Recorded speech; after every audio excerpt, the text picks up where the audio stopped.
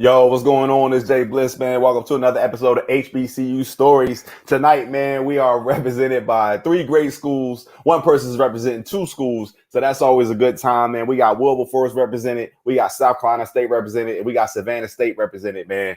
So without further ado, man, we're going to go ahead and bring on the panel for tonight's episode, man. Representing Wilberforce University and South Carolina State, I got to give it up for Mo. Mo, welcome to the broadcast. What's going on? Hey, how you doing? I'm good. I'm good. Thank you for joining in this evening. I appreciate you. Absolutely. I'm glad to be here. I'm excited. It's going to go down in a minute. Representing very proudly, Georgia boy in the house, man, representing Savannah State University. Give it up for my man, Raphael. Raphael, what's going on, man? Yeah. You already know. What's up, Jay Bliss? How you doing, sir? I'm good, man. I'm good. We talked before the show started, man, and I already know the energy that you bring in. You're going to have a lot to say about Savannah State, so you represent them very proudly, man. I think you might be the third guest from Savannah State, so we're going to see what's good with the love down there. Last but not least, representing South Carolina State University, man, I got my man Rod McClutchin in the building. Rod, what's going on, man? Can you hear me? Hey, what's going on, y'all? How y'all doing? We good. We got a little bit of lag right now. So, yeah, we got a lag going on right now. So what I'm going to ask you to do is just log off real quick, log back in and see if that fixes the situation. And then what we're going to do is we're going to jump right in with the information in the broadcast. We're going to start with Mo. Okay. So the first question we're going to ask you, Mo, is what was the situation or circumstances surrounding you choosing an HBCU and why Wilberforce in South Carolina State? So let me explain. So I don't have a real I guess I'll say sexy story with it. So when I was in high school, I was really in high school to be a cheerleader, to be president of this and to be president of that. You know, the actual school part was really just, the side thing. And so when it came time for college and all of these things, and I always had good grades. I just wasn't, I was college focused, definitely college focused, but more of, I just wanted to have a good time. I'll be honest. And so the reason I chose an HBCU is because, I didn't want to stay home in Buffalo. I'm from Buffalo. I love Buffalo all day long. I represent Buffalo, but I wanted to go somewhere else. I wanted to have a different experience. And in my neighborhood, I grew up in the inner city. So a lot of people, college was not something that was talked about, was normal or anything like that. And so my inspiration to go to college actually came from the show, A Different World. And right. So it really did. And so my cousin, she was going to Wilberforce University. And I was like, well, I'll go too. That's where I'll go too. So there wasn't a whole lot of thought into it. To be very honest, it was just, I saw the show Different World and I thought, that seems really fun. It'll get me out of this neighborhood. It'll get me out of this experience and I'll be with my cousin. And that was really how I chose Wilberforce. And it wasn't too far away from Buffalo. So that's how I chose it. And my first year was an incredible experience. So, not a real, I wish I had a more motivating story, some incredible story, but it was just like, I saw a TV show and my cousin was going and I'm going to go. Listen, believe it or not, Mo, that whole process of the Cosby Show, switching over into Different World, it raised the enrollment rate of colleges in general, but HBCU specifically throughout that whole process to the point where Black women are probably one of the most educated in the nation. So, I mean, like your story is very similar to a lot of people. Like, I mean, it's not even like I'm in the same wheelhouse. Like I wasn't even thinking about college, but when I got to college, I expected it to be just like Hillman. Right. You know what I mean? There was a Hillman. Yeah, and Mission College. You know what I mean? Like those are the things that I wanted to experience. You know what I mean? So I get it. Yeah. So what, Raphael? Let me hear your story about what were the circumstances behind you choosing HBCU and why Savannah State, and were there other schools that were in play? Yeah. So my story was a little different. My my great grandmother, late great Katie Stewart, went to Savannah State before it was university. You know, when it was a really small school. But also, I have an older sister. I have two older sisters that attended Savannah State. So I did not want to go to Savannah State. That was the last place I wanted to go. But it Right. did. I did see my older sisters come home with the colors on, and you know they would come back to the high school games, rocking their gear, and I was like, wow. So, but I had other scholarships, other places, so I wanted to go far away to other places. But my people was like, nah, we can't afford to have you, you know, way over here and have, you know, your sisters over here. So they kind of funneled all of us into Right. Savannah State. And you know, I'll never forget, I was angry about the decision, but Yeah. our guidance counselor, Ms. Jacqueline Bolden, our senior year, she did a trip. She did a senior trip to Savannah, to the yard, and you know, everything. And so they was like, wow, okay, maybe I can do this. You know, Yeah. maybe this is not a bad situation. And you know, like Mo, I was just trying to escape my escape home. You know, escape the situation. I knew I didn't want to stay home, so Right. I was like, okay, if you're gonna force me to go here, let's do it. Let's make the best of it. And it turned out to be great, you know. Yeah. So you had like campus experience before you actually ended up there. Like you did visit the campus and things like that before you actually started going to school there because of your sisters, right? Absolutely. Yeah. Yeah. Okay. Absolutely. I actually had two uh 2 years. And so the football players had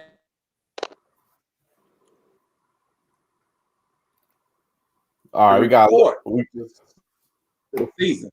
mm-hmm. So it was that.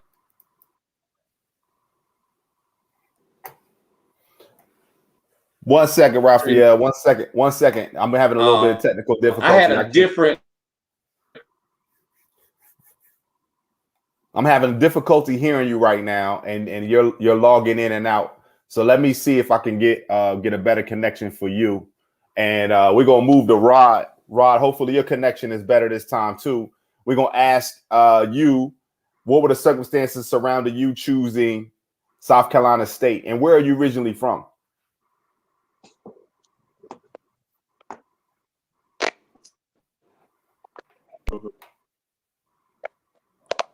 Okay. So first, Jay, how do I sound from your end? It's a little bit of a delay, but I can hear you fine. I sound pretty good. Can you hear me? Yeah. Yep.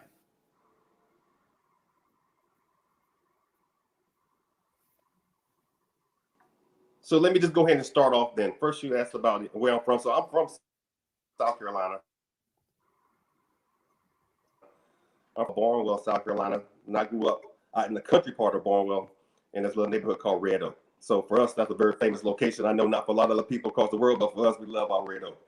So that's where I'm from. It's about 45 minutes from Orangeburg.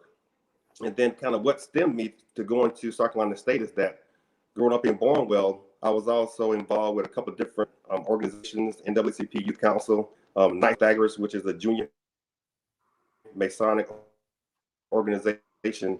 And they would take kids, my middle school and high schoolers, and we would take trips to South Carolina State sometimes because a lot of folks that were our mentors had went to South Carolina State or they were administrators over South Carolina State. So for different games, we would go over as still youngsters, still in school, to visit the campus, to go and kind of experience that college life, to see the campus for the first time, go to different football games. So that was my initial entry into South Carolina State.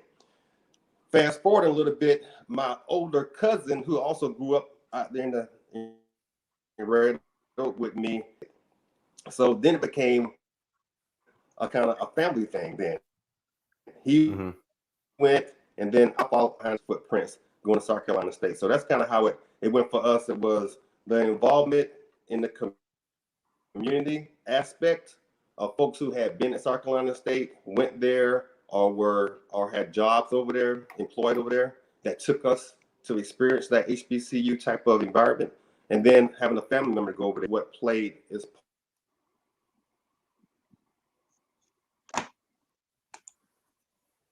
part in making me decide to go to South Carolina State.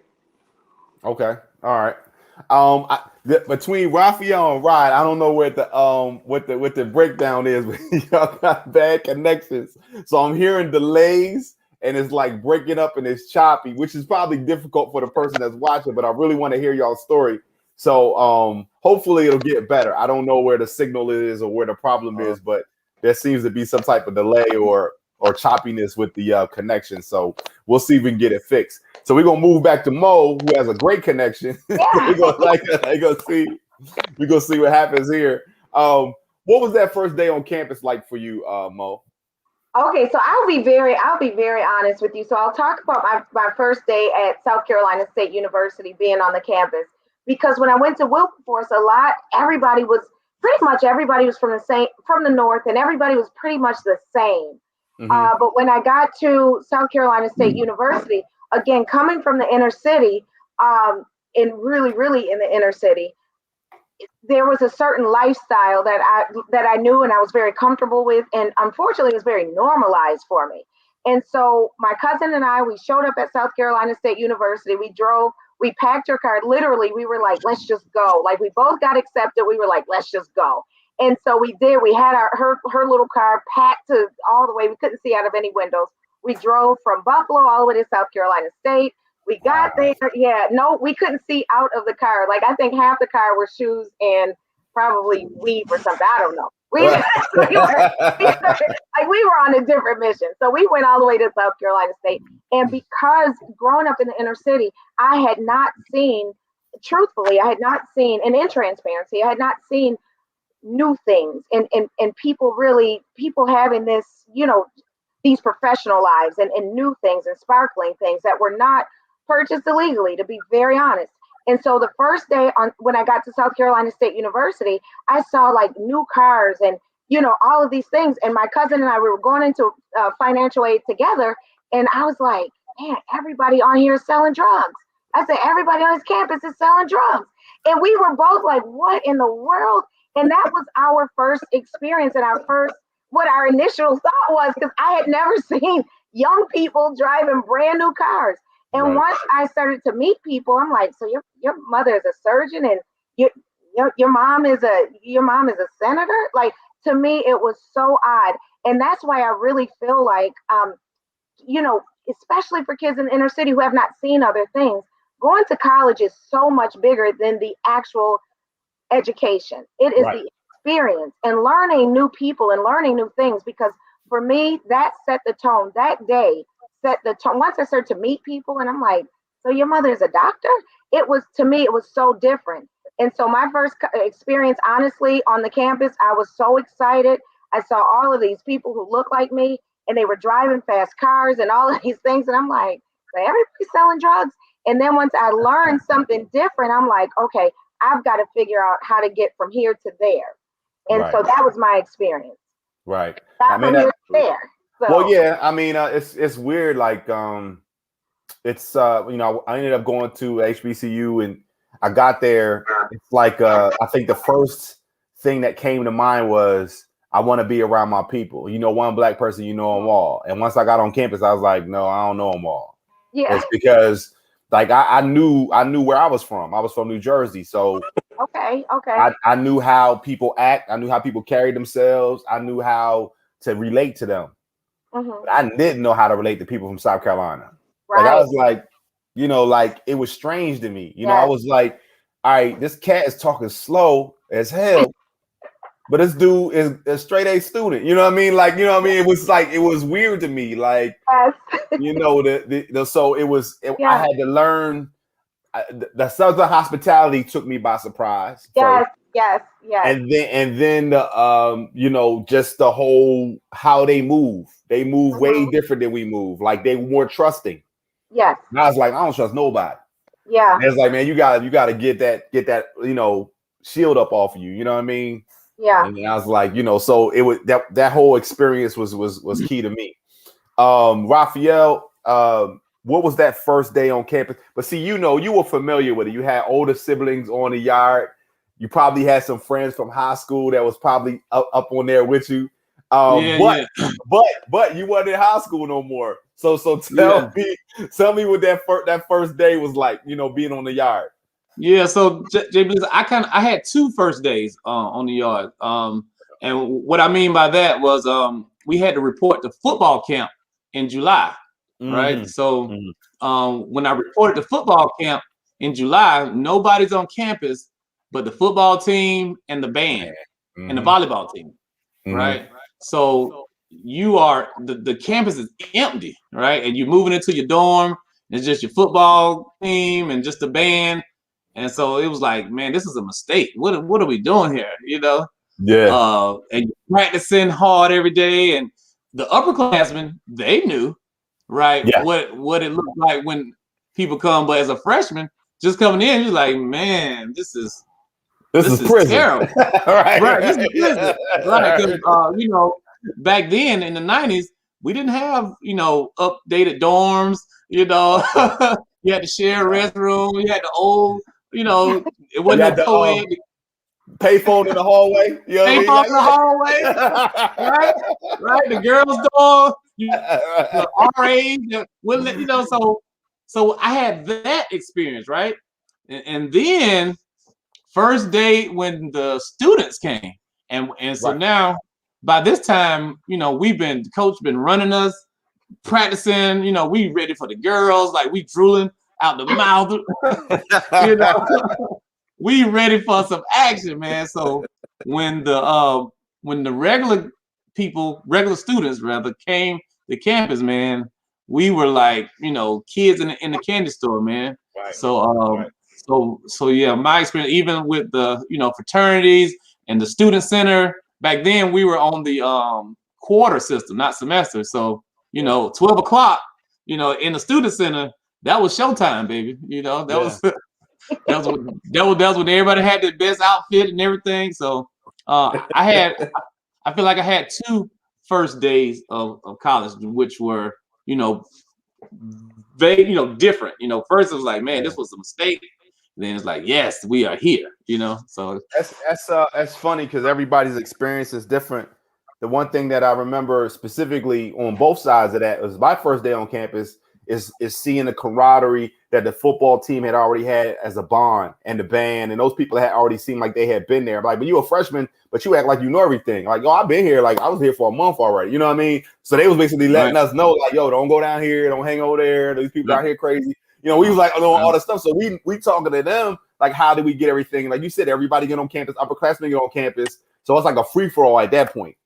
You know, you all crazy looking at girls, but it's upperclassmen girls checking you out, like you checking out the girls too. They like, yo, where you from? I'm like, why you so aggressive? You know, it's like one of those, like it's like one of those things that you gotta like get used to. Right. But I also remember coming back as an upperclassman, right? And I remember getting on the yard and talking to my frat brothers and saying, yo, like, we got to go step tonight. And they're like, why? But like, because we need these freshmen to have the same experience that you had. We're not showing off. We just giving them the M. Like, some of them don't know what a fraternity is. So we're going to take a quick step real quick, let them get hype about it or whatever. And we're going to walk off and go do what we're going to do for the rest of the night. And people would be like, why would y'all do that? But like, yo, what was your first experience like to see a fraternity when you got to the yard? Right. Was it something that was positive or was it something that was negative? Mine was negative because I didn't really know much about fraternities. I knew something, but my first experience was getting bumped in a party by a train of people. And I'm like, yo, man, like, what is, do I need to fight them? Or, you know what I'm saying? Like, you know what I'm saying? So you don't know. People are like, yo, you got to get out the way when that song come on. Or you got like, man, ain't nobody trying to get out of the way. You know what I mean? Like, you better get around me. You know what I mean? Like, you know, so those are the things that people have to get used to. But if you give a freshman person a positive experience, they might have a different outlook on those type of things going forward. You know what I mean? So that's what you got to look at. Yeah. So, Rod, what was your first day like on the campus with those Bulldogs? Rod's like that newscaster. So mine was kind of similar to Raphael because before it's delayed, like I don't know what. So let's go ahead and continue though. So I had kind of 2 first days also. My 2 first days consisted of, I was in this program called a Scamp Scholar Program. And what that does is bring in individuals that apply to South Carolina State. They'll bring you in for about 6 weeks. Right after you graduate from high school, you get a small break, and then you come back for the regular school year. So during that time, I was put up in Miller Hall, me and about 15 other kids that just graduated from high school that Friday. That Sunday, we was in college, taking some college courses, getting college credits. And then we were housed with the football team. So that whole thing was a huge difference for me, being housed with the whole football team. And I'm just a 135-pound kid coming out of Barnwell, going to a college, a university for the first time. So that was a little different. Now, the second time, coming back for that second day of our first days, I got thrown down in buffet hall, open showers. Sometimes the water works, sometimes it's not too warm. Then you still gotta, this is the bright spot though. Then we go to the cafeteria for lunch and for dinner. And like Raphael said, it's game time then. Okay. You walking through the chow hall, you know, I'm military also, so that chow hall, really cafeteria, was what I'm talking about. But every day it was like you're seeing the most beautiful people you ever seen in your whole life. You never seen something like this before, right? So the way that all these different tones came through to get their lunch and dinner was amazing. Some taller, some shorter, some long hair, some short hair. It was just all the different hues that would come through. And then the conversations with me, I still got that Southern twang, but there's a whole lot of folks that was from Charleston, and I'd never been around no cats from Charleston. And I thought they was from Jamaica, because they talk with that gala, you know, you know, that them Chuck time folks come through, and I was like, wait, how all these people from Jamaica is here in South Carolina State?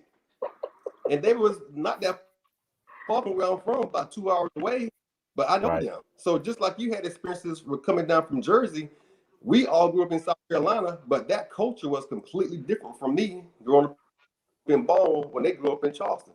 So all of that kind of just intertwined. And that's how my first day was. Absolutely, man. That's a good point that you bring up, and I've had that discussion here on the broadcast before. First people I met when I got on the yard were from Charleston, and the dude was asking me questions like, "Where you from?" And I was like, "I'm from, you know, such and such. We from there, and they were talking real fast." And I was like, "What island y'all from?" And I was like, "Man, we ain't from no island." Yeah. And I was like, "Where y'all from?" They were like, "We from Charleston." I was like, "West Virginia?" They was like, "No." They was like South Carolina. I was like, "All y'all from South Carolina?" They was like, "Yeah." And I was like, "Man," they was like, "We Geechee." And I'm like, "I don't know what the hell you just said." I was like, "But I'm gonna find out." You know what I mean? Like I'm gonna find out. I'm gonna ask questions. I gotta learn this. Like I gotta know. And then one of my boys told me, he said, "I'm the closest thing he said, "I'm the closest thing to a slave you ever gonna meet."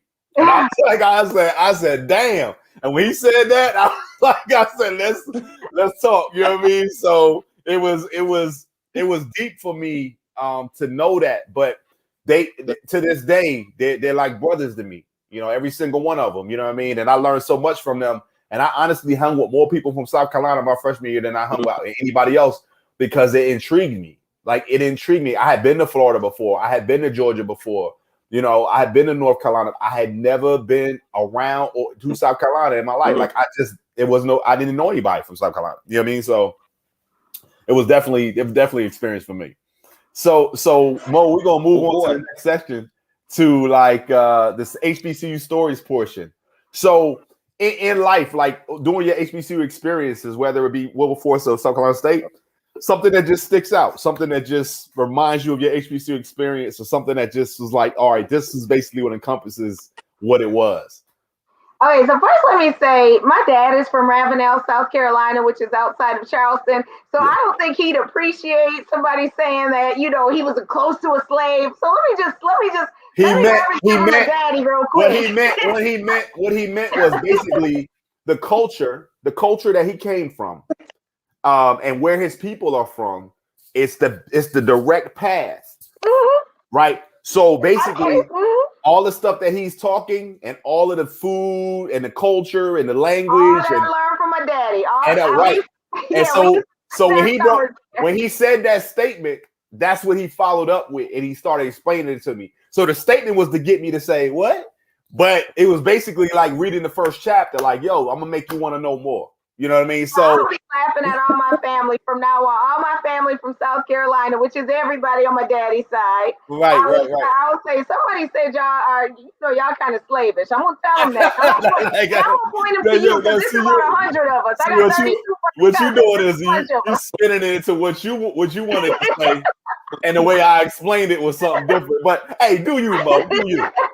I'll be tagging my daddy on this. I'll be tagging him on this. You can tag him. He can hear the whole conversation like that ain't what he said. All right, so I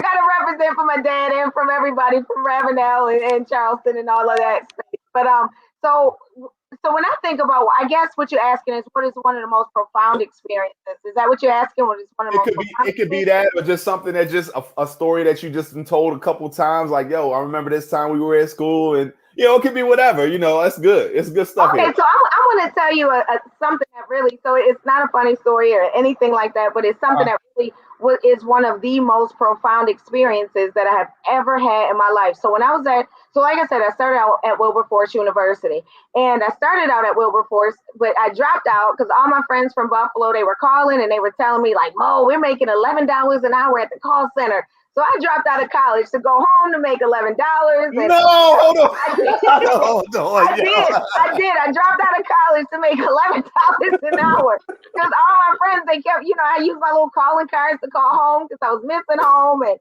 I'm like, so I'm calling home. They're like, Mo, you got to come home. Like, we're making $11 an hour. So I literally dropped out of college because I'm like, I'm going home to make $11 an hour. Oh my God. Yeah, that's a whole different story. But when I was at Wilberforce during freshman orientation, we so it was honestly a phenomenal freshman orientation that we had. But there was an activity that they had us to do, which honestly was the most profound experience, and it taught me about colorism in our community, in our society, and how we view things. So they were doing this activity, and they didn't tell us what they needed us to do. They just said, we want you to line up light from the lightest person to the darkest person. And this was freshman year, and I'm like, so I didn't, in my family, everybody is every color. So we got lightest to the lightest, darkest to the darkest. We never, in my family, there was never a thing about color. It was never color or good hair. Those things never came up in my family. Right. Whatever. So the ones who were of the lighter hues, they were just so excited to jump to the front of the line. And those who were of a darker hue, they were just really, you could see like they were really dreading, and nobody wanted to be the last person in the line. Everybody was excited to be the first person in the line. And so people were fighting to be the first person, and then people were dreading being the last person. I'm somewhere in the middle and didn't really care because that wasn't something that mattered in my, like, growing up. My mom is really light, my dad is dark. It just didn't matter.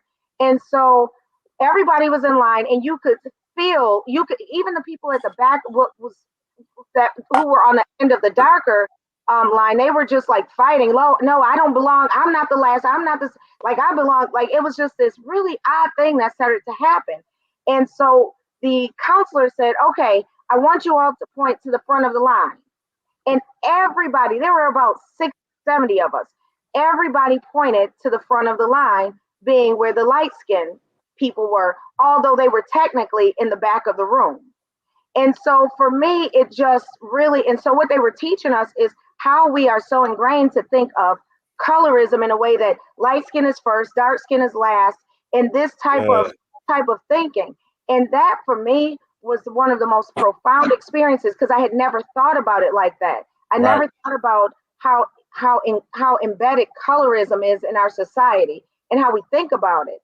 And so for me, out of everything that I've had some great, funny, incredible experiences.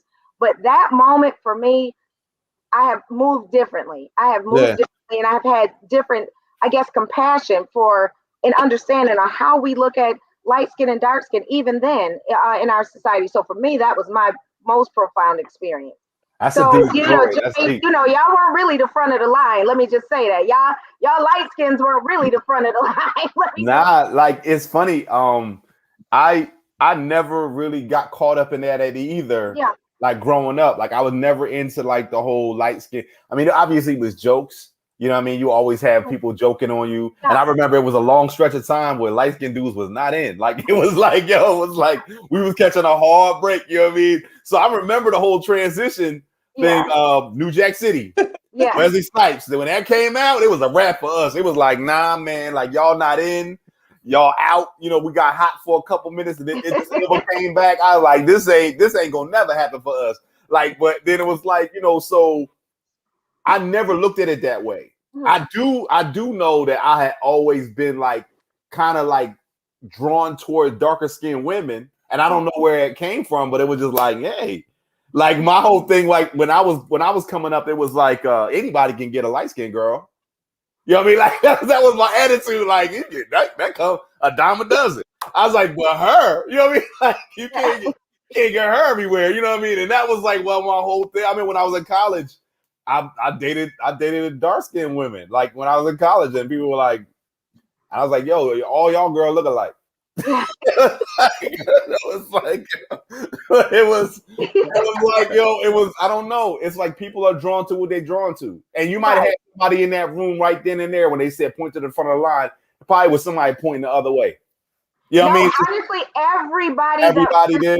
And they intentionally put the line backwards. So the line really, so the light-skinned people really were in the back of the room.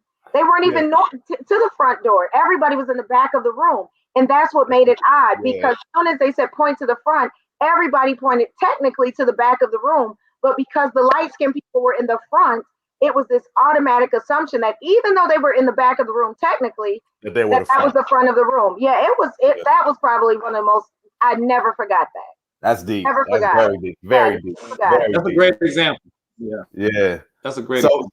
Raphael, you were in the back of the room too. So Raphael, we're gonna go back to the front of the room and right. I was just saying, I'm representing team light skin, okay? Abby Shaw, Elder Barge, you know what I'm saying? Chris Brown, like I'm representing, okay? Hey, you calling everybody else on drugs now. That's what I'm saying. That's okay. That's okay. We haven't had good representation. We haven't had a good. We was hot. We was hot. We was hot in the street. Yeah. Can you think of a story you want to share with us, Raphael, about your HBCU time?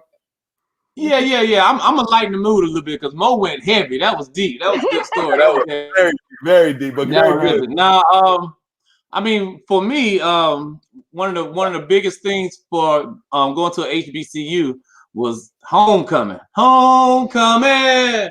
That whole week of homecoming, and I'll never forget. So, as a freshman, right, we getting excited, especially on the football team, because all the upperclassmen excited. We got the game that Saturday, but the few classes we skipped a lot of them that week, but the few we did go to, I'll never forget. Dr. Crawford, she said, "Why are y'all freshmen excited about homecoming?" She said, "Homecoming is not for enrolled students. Homecoming is about alumni, the alumni that come back." And you know, we didn't get that. It did. We the one that's, you know, thinking that we keeping it high, getting it crunk, but you know, as you graduate and you become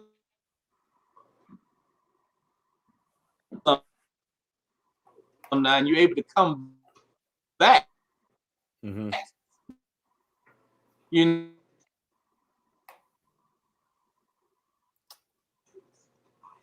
All right, we have a little bit more technical difficulty with Raphael's story. I want to hear the rest of that too. Let me see if I can get him to log out and log back in, and then we're gonna go to Rod and see if we can get Rod to share his HBCU story and tell me what something you want to share about your HBCU experience.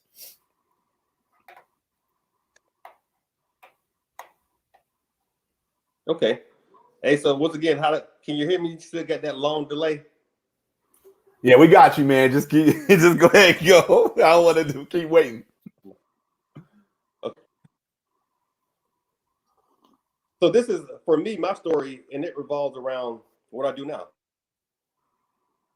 I went through the ROTC, and if you're not familiar with the ROTC, South Carolina State, if you're not familiar with the Army in general, South Carolina State has a very great reputation of putting out very good Black officers into our military. It's something that we pride ourselves on. It's something that we can walk in any room and hold our heads up high. What school you went to? I went through South Carolina State University ROTC program. And how are you today? So the chance of having all those military members, they would come back, they would talk to us when we were cadets.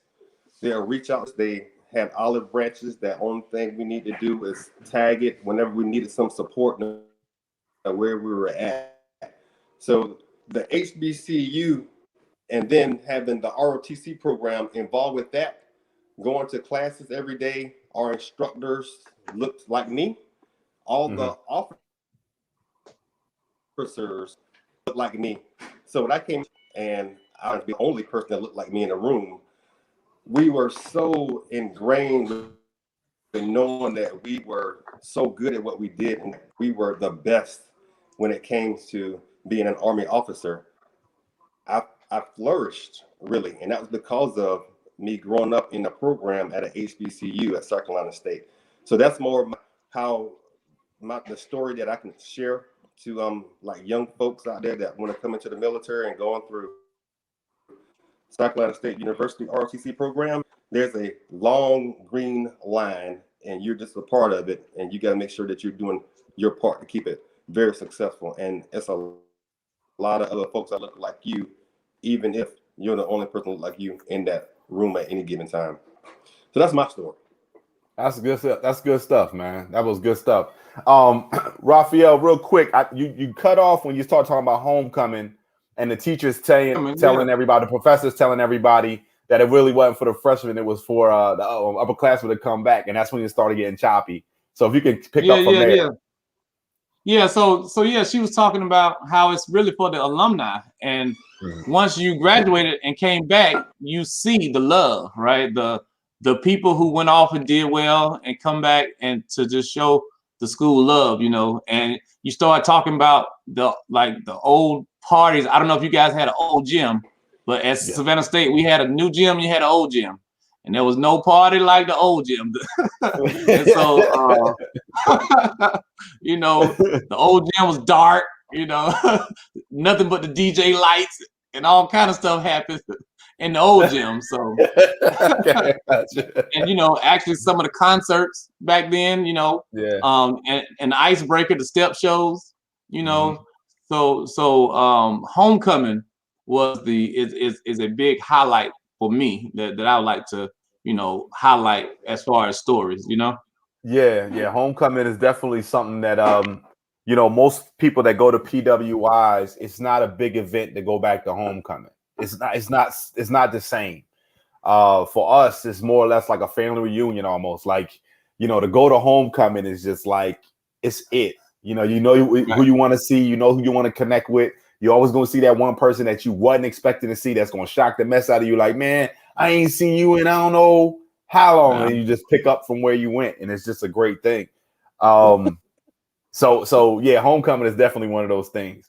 Let me go on to. Does anybody else have another story they want to share before we move to the next section? Let me ask that question first. Everybody good with the stories? Good. You good? Okay, everybody good? I got the delays. All right, we're good. Okay, so well, okay, you got the thumbs up. All right, so what we're gonna do? We're gonna go on to the next portion of this the show, and we're gonna talk about mentorship. We're gonna talk about mentorship. We're gonna talk about kids, and do you feel like the HBCUs still provide the same things that it provided when you were in school? During this climate right now in society, there's a lot of highlight on HBCUs right now. I mean, you got Deion Sanders at JSU. You got the All-Star game that just happened, and a lot of the proceeds was going to HBCUs. You see them getting mentioned a lot more than what they used to be mentioned. What is your idea around that, Mo? Like, what do you do? Are you pushing HBCUs?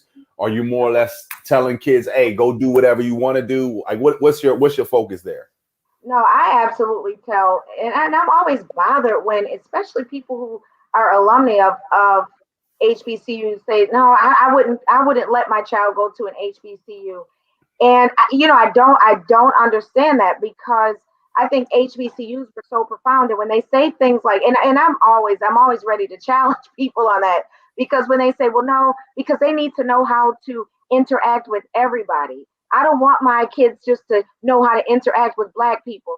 And it's like, well, what does that mean? Does it mean that when your kids interact with black people, they can act less of a person or be more disrespectful, or they don't have to try as hard? Like, what does that even mean? Right. So I never understood that. And that's why I have, even in, right now is so much conversation about, just allow, let kids go to 2-year colleges first, and they can save money, and then they go. I think the HBCU experience is so much bigger than just the degree. It Yeah. is a transition place for a lot of people like me, who may have grown up in the inner city, who had never seen anything like that before, who this was really a pathway, and the only pathway out, to really understand a different, a different thing, a different life, a different perspective. And so when people say, so I always tell everybody, let your children go to. They have a lifetime to be in, a world with, a diverse world.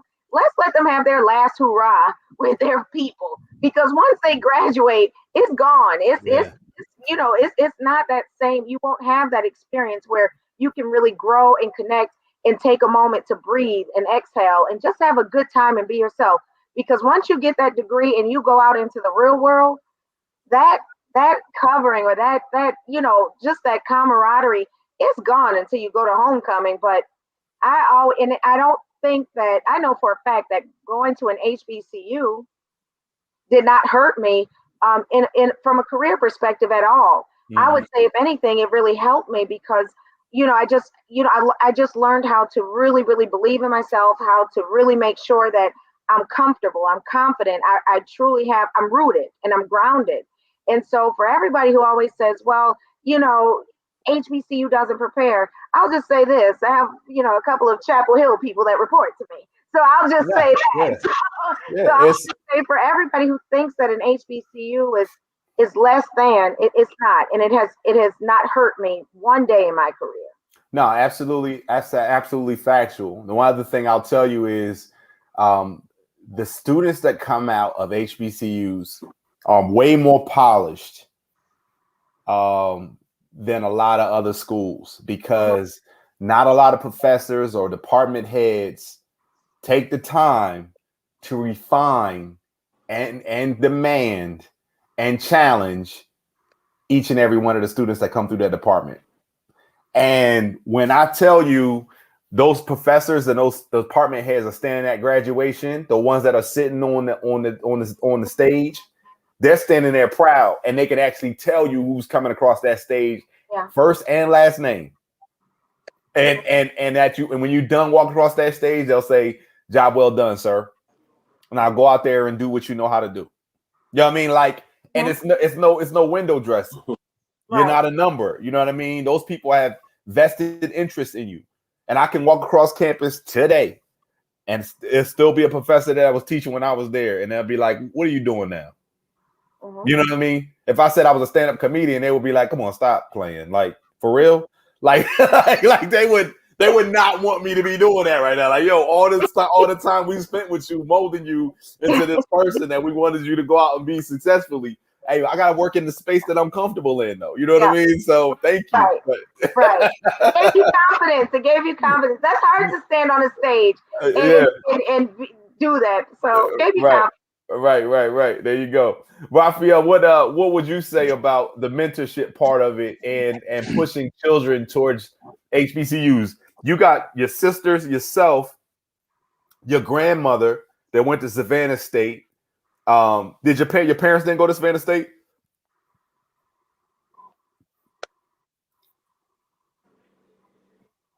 Oh, we got another delay. All right, so we're gonna move. But We're gonna move from Raphael. I'm Hold big on, Raphael. on Hold on. Let me see if I can get this. Let me see if I can get the connection right. Log out, log back in, and we're gonna see if we get your connection right. Because when you come back in, we always can hear you. Rod, we're gonna go to you and ask the same question about the mentorship, and then we're gonna see what you have to say about that. Hopefully, get Raphael back.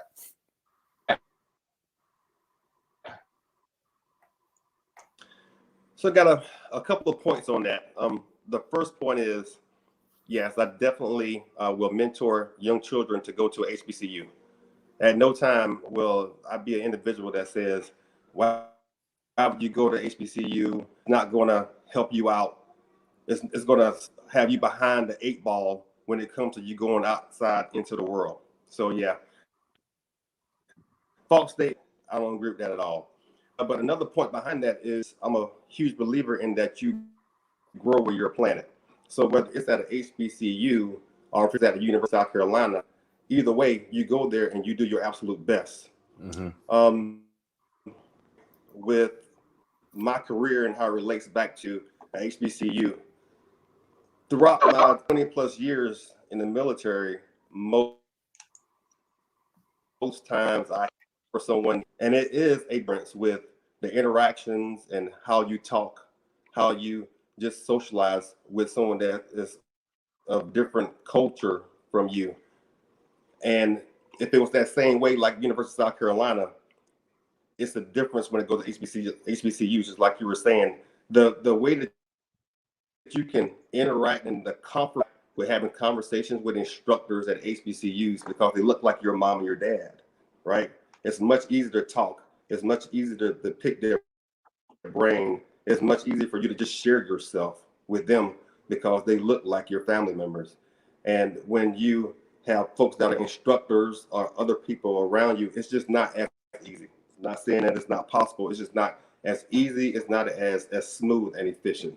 So for folks that go to HBCUs, they do get, I think, a better hands-on because of just the natural comfortness of being around people that you have grown up with since you were a child. So that's a big plus. But I still will always go back to, you grow where you're planted, you go to the university, you go to whatever the institution is, and you do your freaking best. And that's it. Yeah, absolutely. Good words. Good words. Raphael, going back to you, what was about the mentorship? Oh, he logged back out again. All right, let me see if I can get him back. We having more technical difficulties, man. This is the first time I've had 2 people gonna get the Teddy Riley Award on the same episode. So, like, I mean, it's always like you can't do anything about technology sometimes, man. Sometimes they just don't want to work with you, but we're gonna do what we're gonna do. Hey, Raphael, real quick, like, what's your point on the mentorship part of it? Yeah, so I'm real big on diversity and inclusion at my current role. I'm in the technology field, so I always push HBCUs. A lot of my coworkers are from the big schools, Penn State, UCLA, all of the big time engineering schools, and so my coworkers and other HBCU alumni, we push HBCUs like heavy, man. And really because kind of like you were saying, all of my instructors, professors push the spirit of excellence. Like you couldn't come half stepping.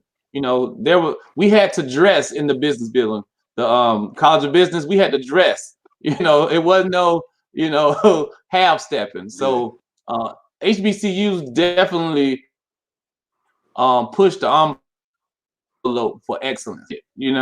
And you see the difference from students who came from other schools. You're like, you submitted this? Like your email had these errors? This document wasn't reviewed. It's like you wouldn't have passed. You wouldn't have passed Dr. Such and such. You wouldn't have made it. You know what I mean? Like right. And so I also have a chip on my shoulder. Unlike Mo, after graduating, I struggled finding that first job. I had high expectations. Oh, I'm graduating. I got this technology degree. There weren't a lot of opportunity. So now that I'm on the other side of the table of interviewing, or I do career fairs, things of that nature, I'm always pulling and pushing for those HBCU grads. Even if there's a kid that comes and bombs the interview, I may find him later on, pull him to the side and give him some tips on the things he did wrong, things he could do better, things to look into. So having that HBU experience, like you say, is different when your instructor know you and the counselors know you. It's a huge difference, man. So and the last point I'm gonna make is I'll never forget a story. We had some corporate people come and speak at our College of Business one time, and the guy said, if I have a Georgia Tech alumni and I have a Savannah State alumni going for the job, I'm always going to choose the Georgia Tech alumni. And that never said that lit a fire in me. Like this person's not better than me because of the school they went to, right? And so I'm just as smart. I can do everything that he does. So that always propelled me to show and prove that what, we here too. So now here's the thing. Here's the thing where I feel that's a great story. But I'll tell you, I remember one time when I was working at the bank, and we had some students come in for internship interviews, and one of the guys was coming from a HBCU, and he was late. He was late for the interview. He was late for the group session, and when he walked in, when I tell you his suit was cleaner. He was the cleanest I had ever seen any interviewee. I mean, this dude had the cufflinks, everything clean. And he came in, he was apologetic. He kept apologizing. And I said, hold on. And I said, do y'all mind real quick if I have a word with him outside? Now, they thought I was going out there to chew him out for being late. But when he got there, man, he was flustered. And I was like, hey, man, get yourself together. Pull it together. I said, you made a mistake, okay? I was like, but we're not going to make no excuses. All right. I was like, you learn from this. I was like, but now you got to strike against you. So now it's your job to impress them within the interviews. I was like, now, what school you from? Right. And he told me he was from Howard. I said, okay. I said, when you go through these interviews, go through what you learned at Howard. I said, trust me, you'll impress them. They get through the interview process. They all leave. We get to the room together. Every single person that he interviewed put him at the top of the list. And they forgot that he was late. And I said, I already knew that what was going to happen. I already knew it was going to happen because even in my HBCU experience, I remember we had to do practice interviews. Even if we didn't want the job, we were required to have so many interviews with so many corporations before we graduated. So some of us went into interviews. Like I remember going in and interviewing with Microsoft, even though I ain't want no job with Microsoft. And I just interviewed. They was like, all right, so what are you interested in doing? I was like, hey man, I love Microsoft. I'm just talking. I ain't want to work for Microsoft. I was like, I already got a job. But I had to continue this process to get my interviews out of the way. But they wanted us to practice these interviews. You understand what I'm saying? So I mean, it's deep, man. Like that's just when someone says one school, they're going to pick one school versus the other. I challenge the person that says that. I dare you to compare their work. I dare you to compare their work. I guarantee you the work that comes from the school that you selected will be inferior to the work that's put out by that person that went to the HBCU. I've seen it happen time after time after time after time after time. So, I mean, feel proud about where you went to because you're putting out thorough work. So, Mo, you're a boss, so you already know. Like. But I love what you just shared because that's really what it's about is when you have graduated from an HBCU, making sure that you help and create that pathway and hold each other accountable. Those who are coming up, hold each other accountable. I love that. In North Carolina, we have the North Carolina Governor's HBCU internship program. And I would ask everybody in North Carolina, if your company is not a part of this program, please make sure they're a part of the program. The company that I work for, they, got into this HBCU internship program that's sponsored by the governor. And, nobody wanted to take these, interns from these HBCUs. That's crazy. Yeah. But you know what it is? Everybody was, with their own college. So they wanted to pick people from their own college. So they reached out and said, Mo, we got into this contract. We need to find. I was like, absolutely. I'll take somebody. Absolutely. Yeah. I took a young man named Jared. Shout out to Jared, because we created an internship program together, and it ended up being such a impactful and such a profound internship program that they started to model other internships after what we created. And so he was phenomenal. So I love that you did that, because that's what it's about. Reaching back to the other, to the other HBCU graduates or those who are inside still. It's crazy when you talk about internship. I got an internship by accident one summer, like my junior year, junior year. I was going into my senior year, and I went back home to Jersey, and my brother was working down at the casinos. Mm-hmm. So he was like, "Yo, I know somebody that got some openings, and they doing internships." Mm-hmm. So I went to go interview, and they gave me the position. But my school I hadn't listed anything to do an internship. Like they were like, you got to apply to do internship and tell us where you're going. So I had called my school once I got the job and say, man, I just got hired at Merv Griffin Resort and Casino down in Lang City, and I'm gonna be down here all summer working. And they were like, what's the job? And I was like, it's a purchasing agent. I'll be working from 9 to 5 Monday through Friday. And I was like, and they put me up in housing. And he's like, what? So my department head called me later and said, listen, write a paper about your experience, hand it in when you get back to campus. They gave me 2 credit hours for that internship. Yeah, 2 credit hours, because it was a program that they were working on implementing for the following semester. So they were like, yo, you good. You got 2 extra credit hours going towards graduation because you took an internship. And then they took the model and said, all right, so this is what we're going to do going forward. You can actually go get an internship, or you can go through the school. And if you get one outside, you have to meet this criteria. And it was like, just because I called, you know what I mean? And it was like, just because you had a relationship, you could call the direct department head of your school. You know what I mean? Like those are the type of things that happen, So I love that. Yeah, man. Y'all, I really hate that Rod and Raphael are having the technical difficulties on this broadcast, because I really wanted to hear everything that you guys have to say. Raphael, I love your energy. Rod, the fact that you have the background in the military and the fact that you represent South Carolina State very well, man. I just wanted to get everything, man. But hopefully it didn't take away from the broadcast at all. But I will definitely reach out to you brothers more in the future if I want to do something else, and we could probably try to get you guys back on in another away on this broadcast, man. But with that being said, man, we are close to the time.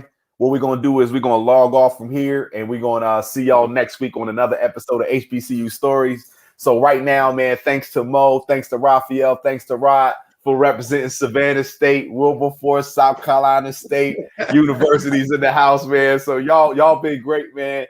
Thanks again, man. And I'm going to see y'all next week for another episode. Peace.